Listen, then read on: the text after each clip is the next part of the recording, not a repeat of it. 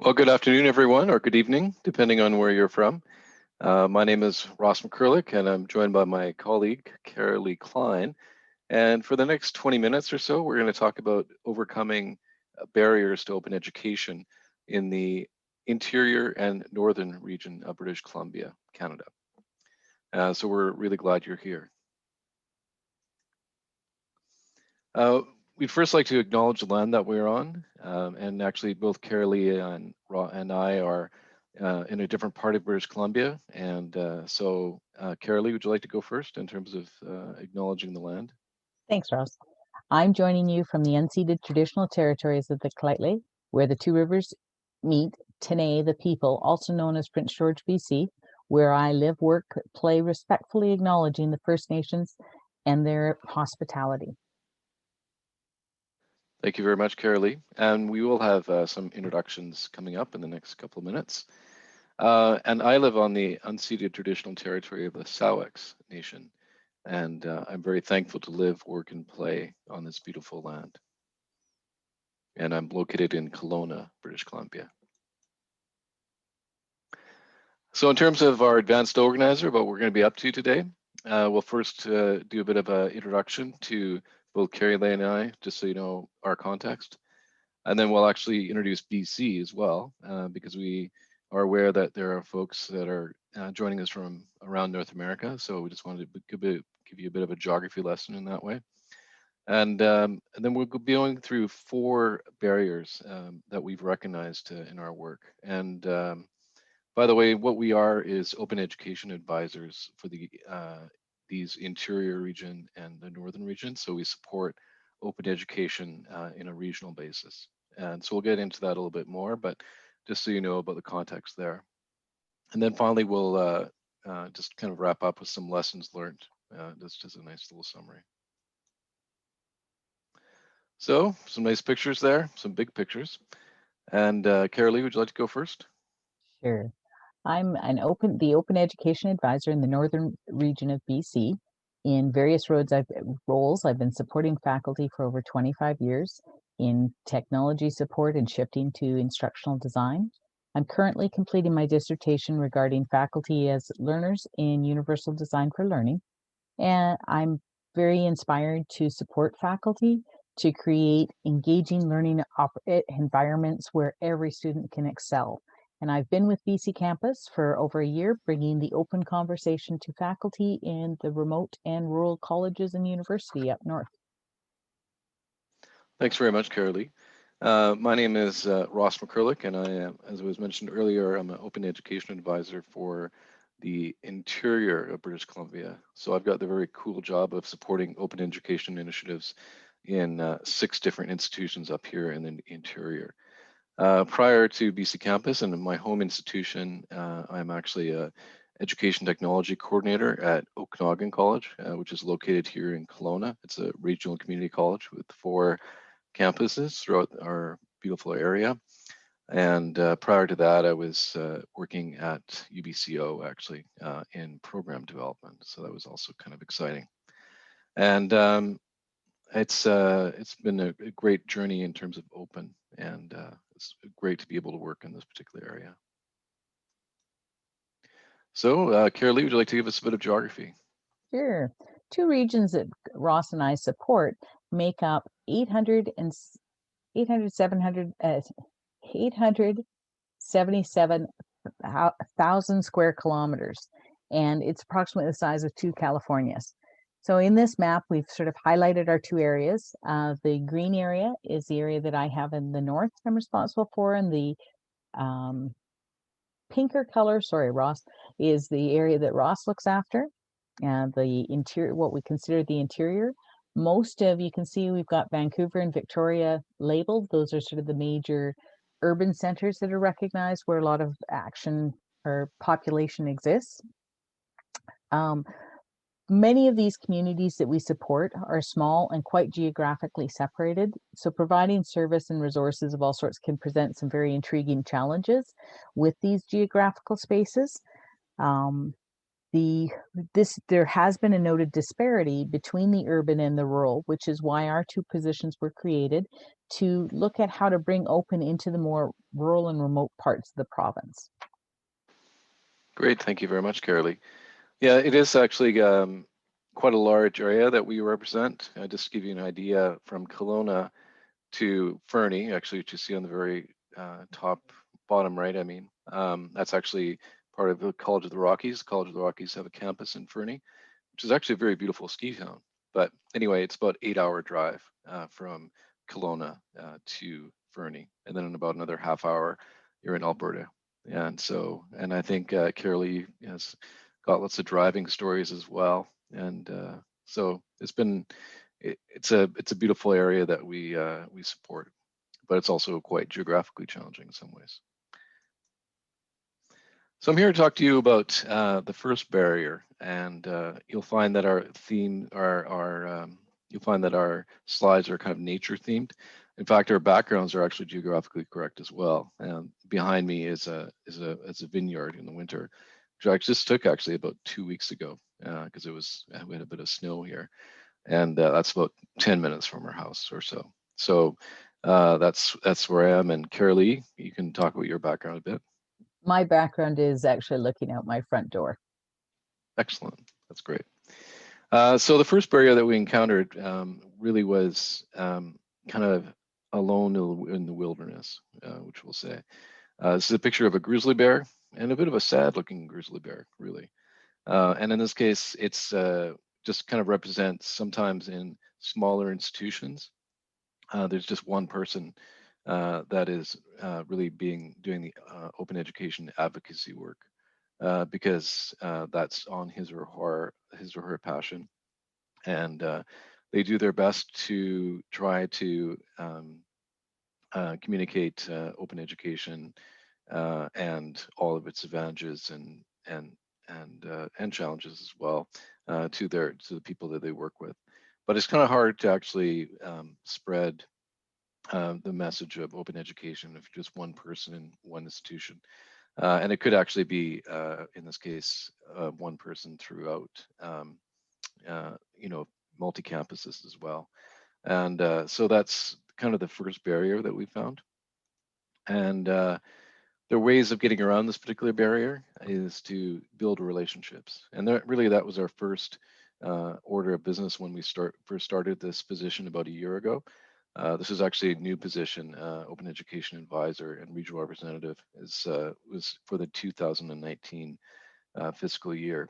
And so even though I live up here in the Okanagan, my first role was to actually get to know people and to build relationships and to listen.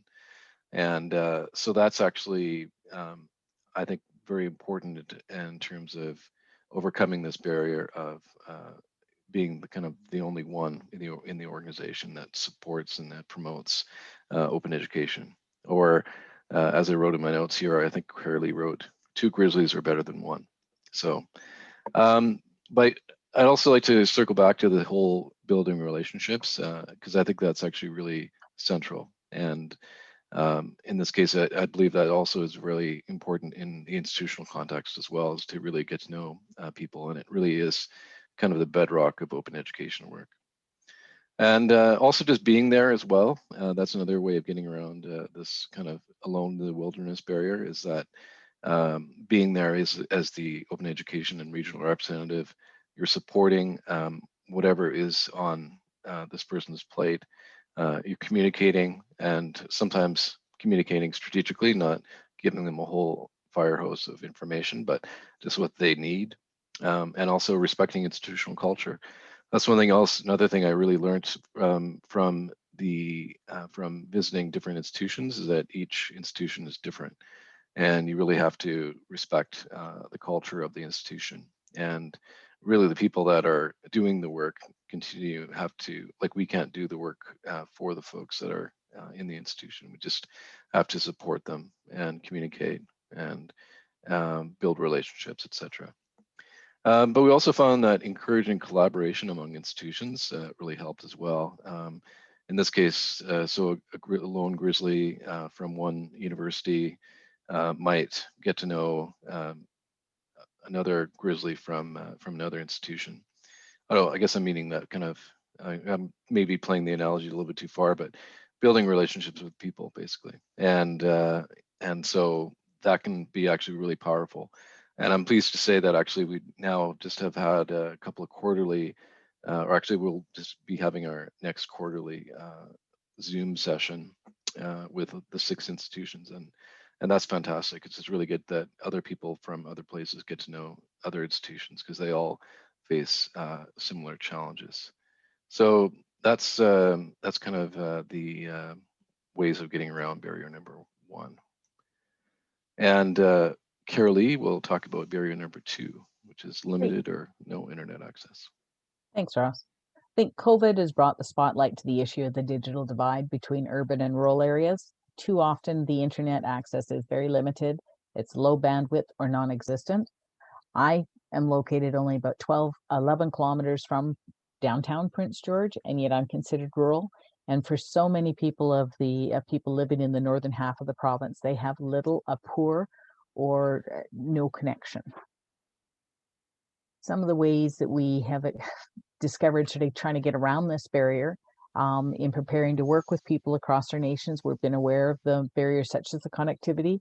And it's also very costly to have an internet connection. So some communities might bring in a connection to for community use to a community center, but then you're sharing the access with either within your own home or at this community center. So that can impair the bandwidth, which impacts if somebody's set up something detailed streaming. It's very difficult. Providing presentations across low bandwidth such as this can cause some planning and creativity.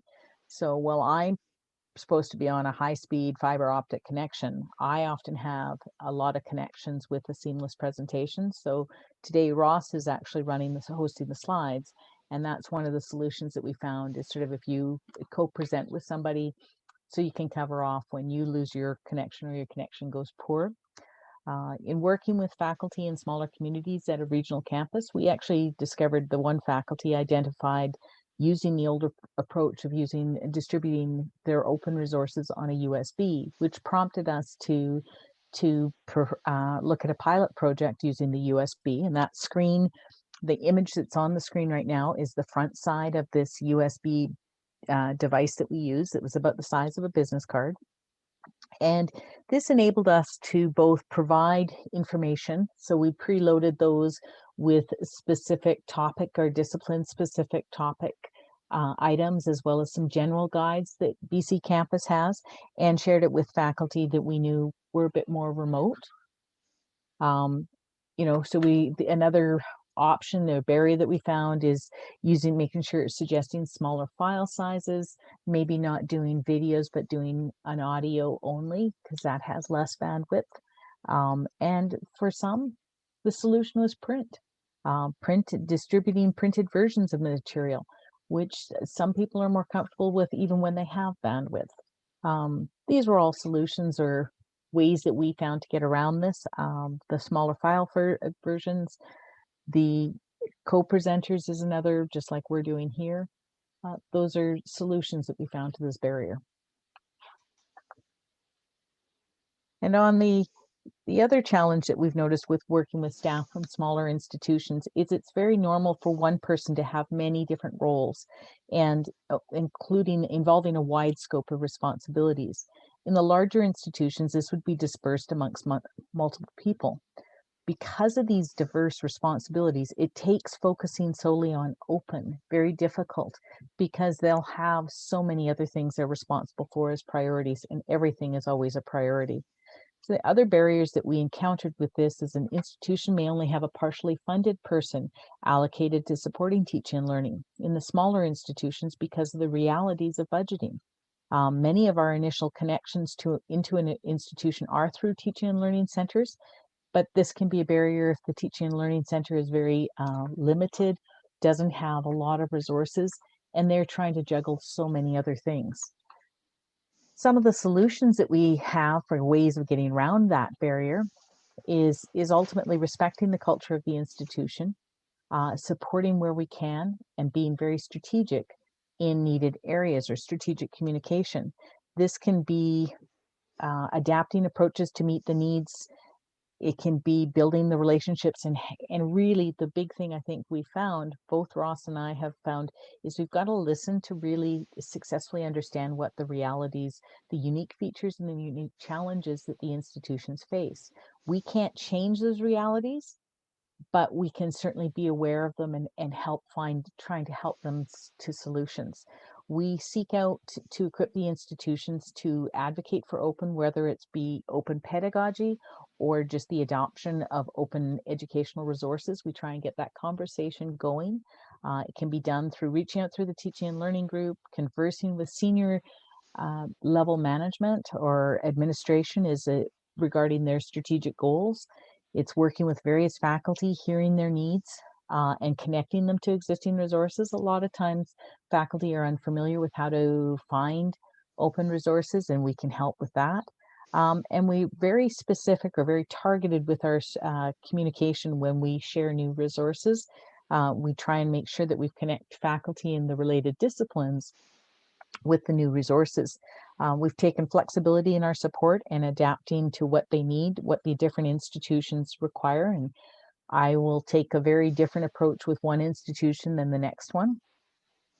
And sometimes it can be doing an introduction webinar about open educational resources to staff meetings. So we're constantly been adapting our roles to serve what the institutions need. We're strategic in sending out notices about certain events that BC Campus is having that may assist them in their express goals.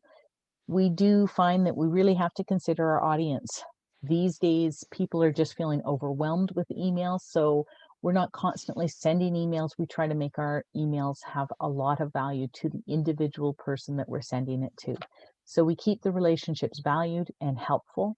And we really work to bring value and savings, whether it be savings in time or savings in money to our colleagues, that they see value in talking to us and listening to us. Great, thank you, Carolee. And we're on our fourth barrier, and actually there are just four, by the way, just so you know. And then we're going to have the wrap up, and then there will be probably some time for some questions and discussions.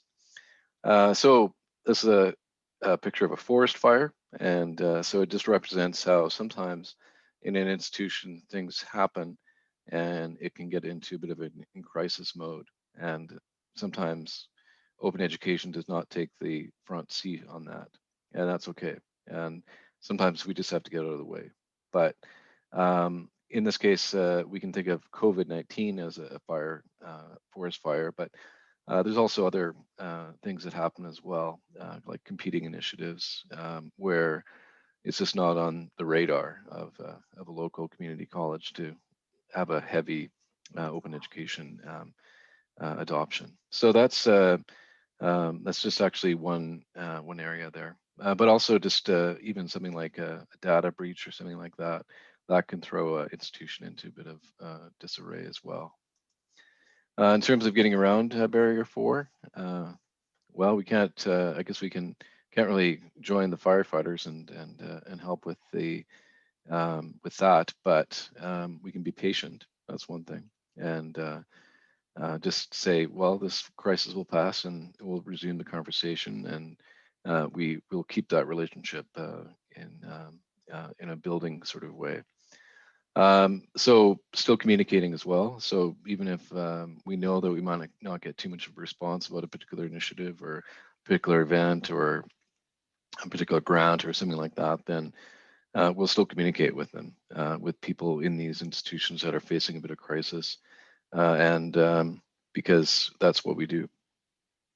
And also might be able to help in the crisis. I know with COVID-19, we were all kind of working together as a team to teach other institutions across BC about how to teach online and that sort of thing. A lot of us on our open education team have a different background in learning and teaching and education technology as well. So we all kind of made an impact that way as well. And also just finally keeping the big picture in mind. In this case, open education is a bit of a long game, and we have to remember that that is the end goal. And so we can't forget lose sight of that. So in terms of the lessons learned, the one thing that was majorly what we learned is that that we cannot remove the barriers, but we can support those in the institutions who can. So just like this particular beaver here, it's we can't really just oh well, I'll just take a chainsaw and cut down this tree for you. That doesn't work that way in the wilderness. So, but we can support this beaver, and so that in this case, he can or she can do the work and continue to build the dam, and just like in this case, as a dam is built like one log at a time, open education can be built one adoption at a time and through one person at a time and building relationships. So that's actually the one of the main lessons learned. And Carolee, you want to mention some other ones as well? I think communication, it's, open is about relationship building. Bringing open education in various forms and the elements of it really is about the relationship you have with everybody and bringing the relevant material to their attention at the time they need it, and meeting them where they're at. And every institution is different, and we've just had to be flexible and adapt. Mm-hmm. So those are some of the lessons learned, and I know there are some other things that we can gain from our experience, and we'll continue to learn. That's another thing about open education, is that we're always learning and we're always trying to be flexible, and we're always trying to make as much impact as we can. So, but really the bedrock of open education is building relationships and listening, and so that's actually kind of a nice one to end on. But I do like that beaver analogy, and it's not just because we're Canadian.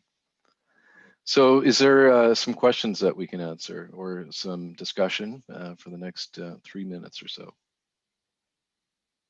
And just feel free to use your mic and ask, and then we can see if we can answer.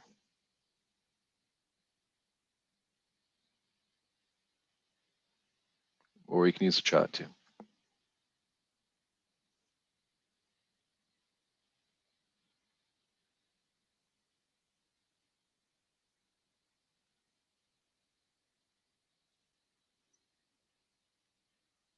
Okay, okay, we just have a question here.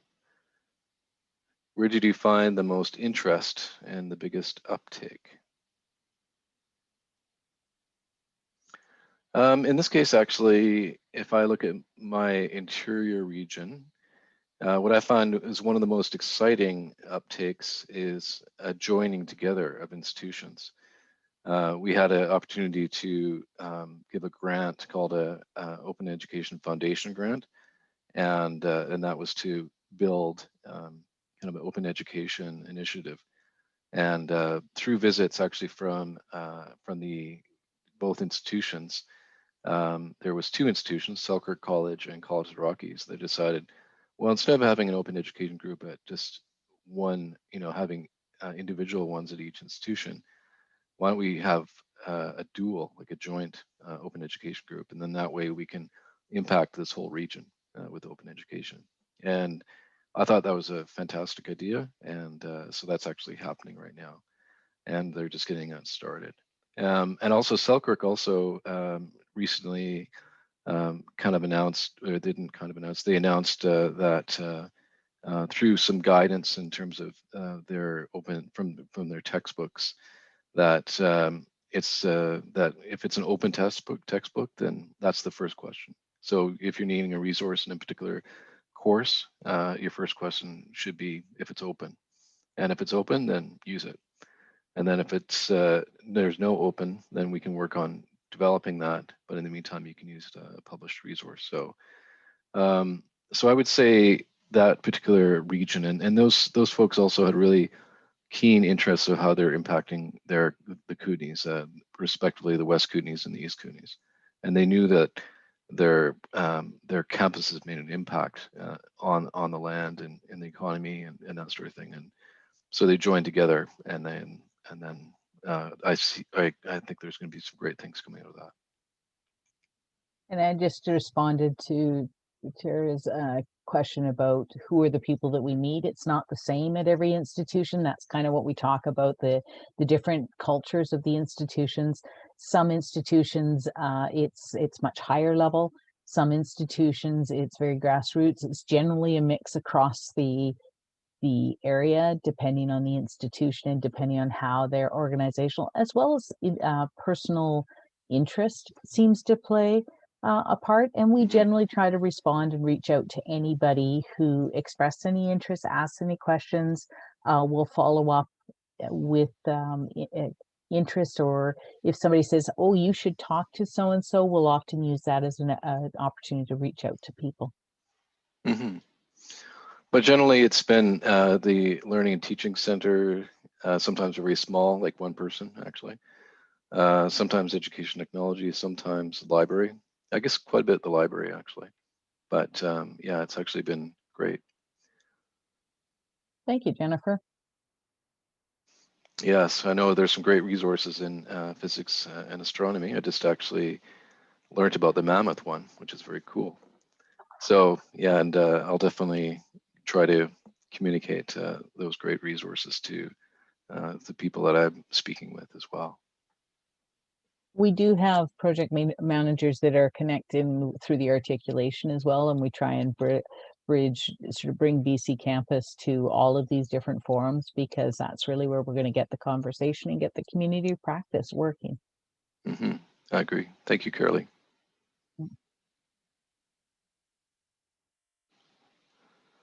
Okay, did I miss any questions in the chat, or does anyone else have anything they'd like to talk to? Did any of these lessons stand out for anyone?